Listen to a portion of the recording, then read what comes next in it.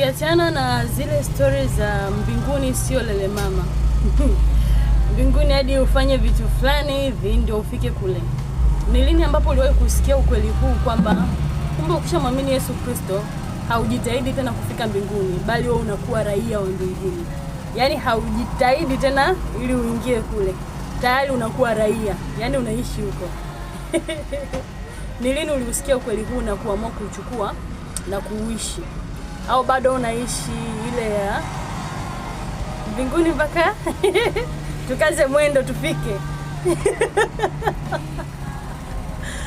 Bado unaishi hiyo? Au umeamua kuchukua hii kwamba ukishamwamini Yesu Kristo wewe ni raia wa mbinguni, haujitahidi tena kufika kule? Yaani hautakiwi kupambana tena ili ufike kule, tayari unaishi huko. Niambie ilikuwa ni lini, au kama ni leo niambie, na mimi nitakuja kukwambia kwangu ilikuwa ni lini.